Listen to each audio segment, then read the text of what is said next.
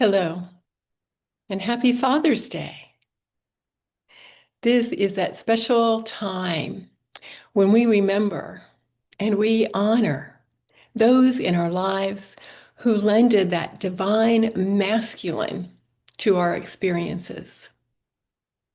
I'm hopeful that all of us had someone like that, a dad, and if not a dad, a stepfather, a bonus dad, a brother, an uncle, a neighbor, a coach, a minister, a teacher, someone or many someones, someone who showed us those beautiful blessings that come from the divine masculine, which transcends gender.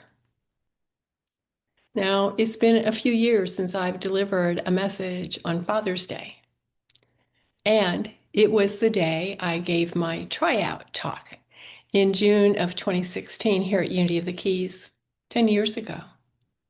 When you were considering me as your senior minister, and my husband Denny and I were considering if this church community was a good match, a good fit for us. And I have such wonderful, powerful messages of that weekend that we spent together. My lesson then was called The Bacon of Dads. I had given it once prior and a few times since for other Unity communities, and not always on Father's Day. Always, however, based upon the parable of the wayward son or the prodigal son. Often, the annual Unity Peoples Convention would run up against the Father's Day weekend. This year, we're not holding our annual convention. And this year, I'm taking the month of June off. So before January, I began booking guest speakers for the year. I usually have scheduled one Sunday off a month, and then the full months of June and September off. So I had lots of Sundays to fill. I extended the invitation to 10, at least 10, guest speakers for Father's Day. And while doing so, while receiving those, no, I'm sorry, I'm not available that day responses, I kept receiving little nudges, little suggestions, little hints out of the blue about what I might include in a Father's Day message.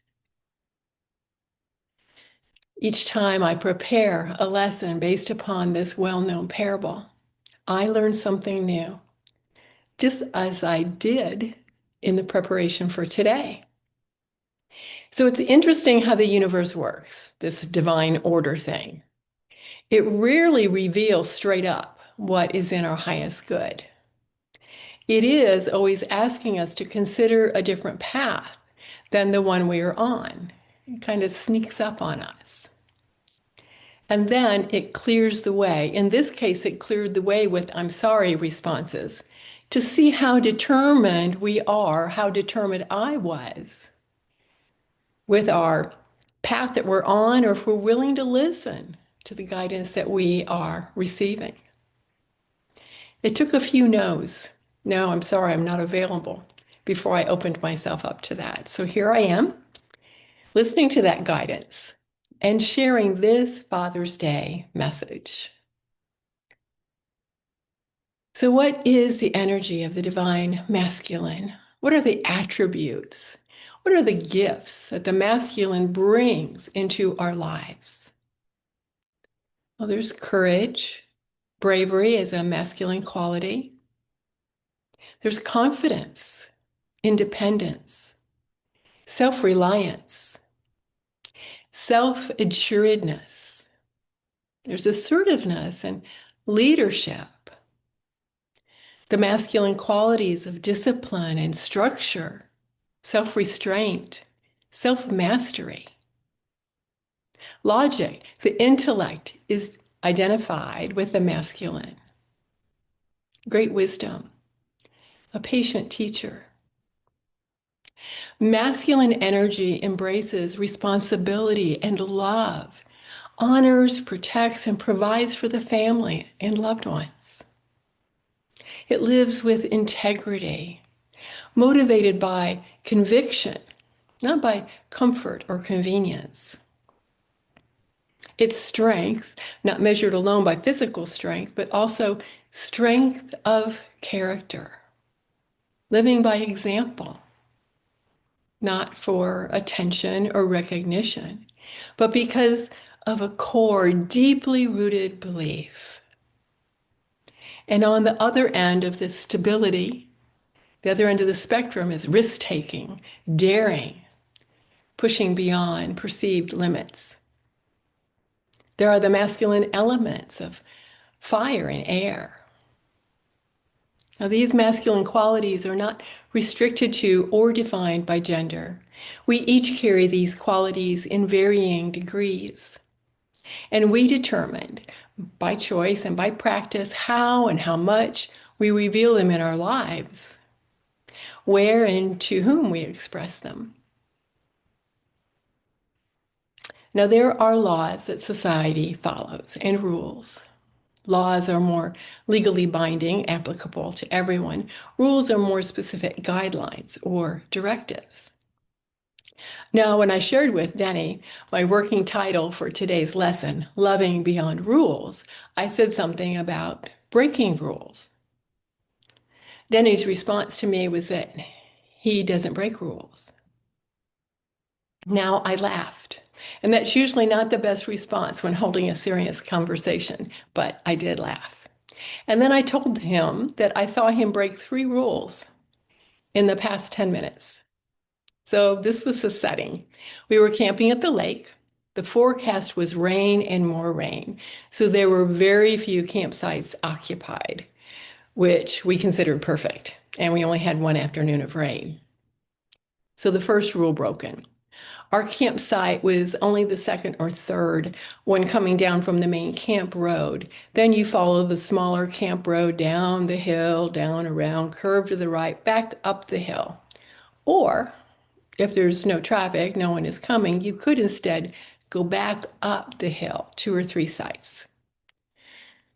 As I mentioned, there were very few campers, very little traffic. You're not really supposed, however, to take this shorter route because our camp road was a one-way street. So Denny had just done that. Wrong way on a one-way street. We then drove to a section where we often camp with the grandchildren to check on some sites for when they were coming. Second rule broken. Same thing. After we had driven around the one-way camp road, we ended up at the restroom. Leaving the restroom, rather than drive all the way around, Denny again drove just those few yards the wrong way. There were very few campers after all, no traffic. And the third, while we were at the restrooms, I invited Denny into the ladies' room, which was empty, to show him the hand dryer in there. We'd had a discussion about them earlier. So 2 wrong ways on a one-way camp road and entering the ladies' room. 3 rules broken. I called him on it. Honestly, Denny doesn't usually break rules, and neither do I. Reasonable rules are there for a reason and a purpose, and we are both willing to comply for the good of all. And sometimes rules are simply made to be broken. And this is where we come with the story this morning, the parable of the wayward son. And I really think it should be renamed the parable of the most awesome dad.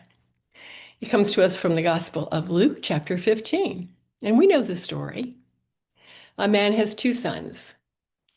The youngest is immature and insensitive, selfish and short-sighted, just to call it what it is.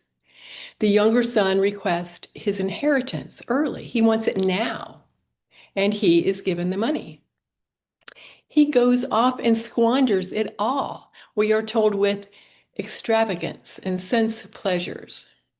When all of the money is gone, he finds himself alone. All his friends have left, and he is penniless, and he is hungry. He takes a job taking care of and feeding pigs, and realizing that the pigs have more food than he himself has to eat. He eventually humbles himself. The scripture says he comes to himself. which tells me that he's done some soul searching and spent time in the awareness of the divine and decides he should go home. Maybe this is a big step for him, or maybe he's just that desperate. He makes his way home where he hopes he can work for his father as a servant. At least he will have a place to sleep and food in his belly. The story goes on to say that the father sees him from far off. This is specifically emphasized, and runs to greet him, welcoming him home, embracing him. There are no reprimands, no shaming, simply loving acceptance. All of these things were unheard of. Each of these actions violated, went against, directly opposed Jewish law. Let's take the son's request for his inheritance.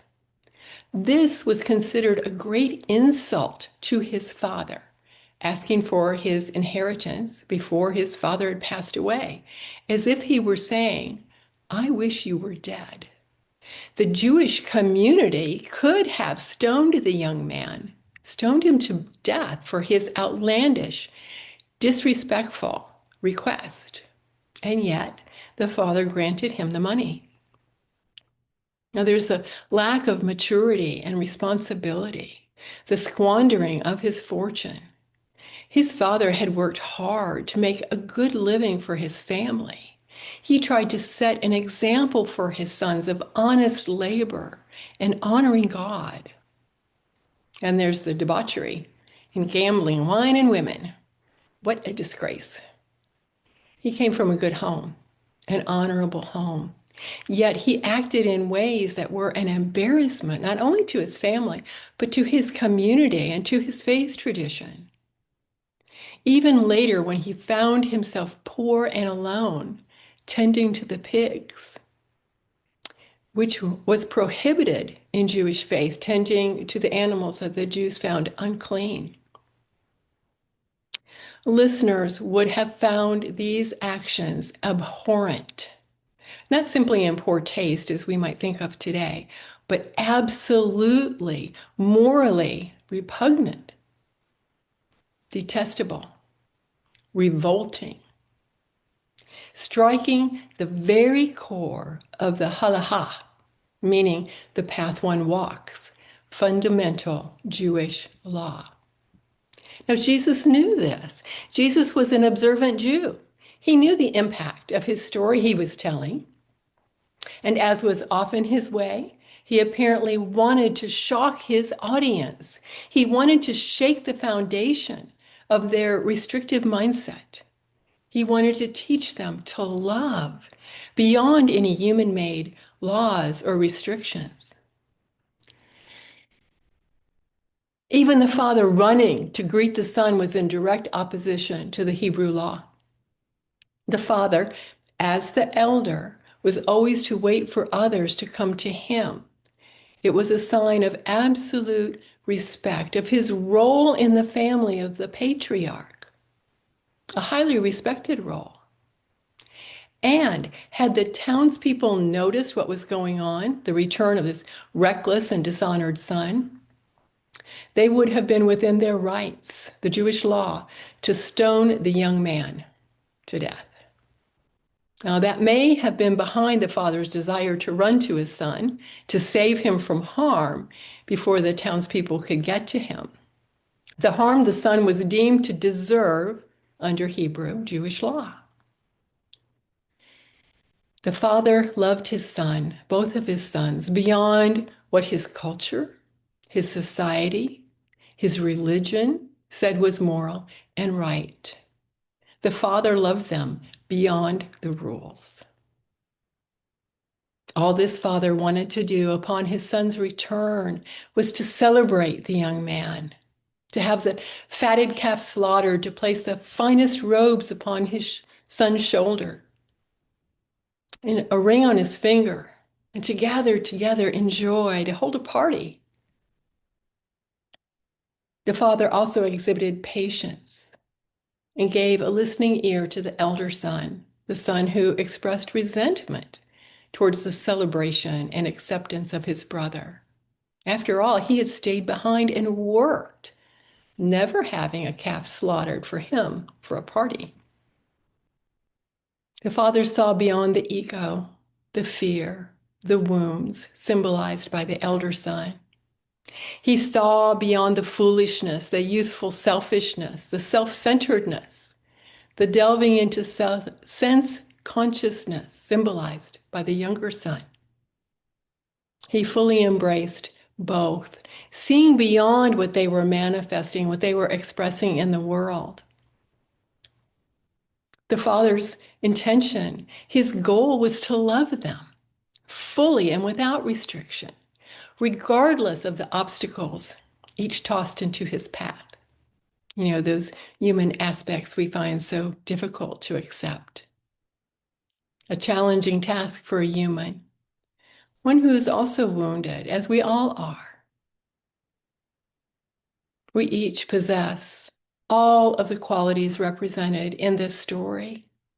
Our youthful innocence and immaturity, resulting in delighting in sense human consciousness, our human nature, the heaviness of our being in this human condition, the ego of the elder son, weighing and measuring life and finding it unfair, demanding our due, and the father, the highest expression of unconditional love, Christ consciousness. We each possess all of these. We each express each of these, and we choose from which we express. Are you the breaker of rules when you find it unnecessary in order to love out loud? My guess is yes, absolutely. Without shame, without reservation, and without regret. This Father's Day and every day, let's go love beyond perceived rules. Express our highest, our Christ consciousness. Let's love everyone. The greatest teaching of Jesus, to love one another. Happy Father's Day.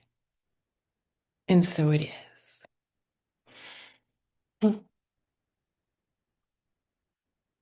We allow the music now to carry us into our time of meditation. You might close your eyes if you're comfortable doing so, or gaze softly at something before you. Relax into your seat. Allow the music, the words, to carry you deeper into this time. And then the meditation to carry you deeper still.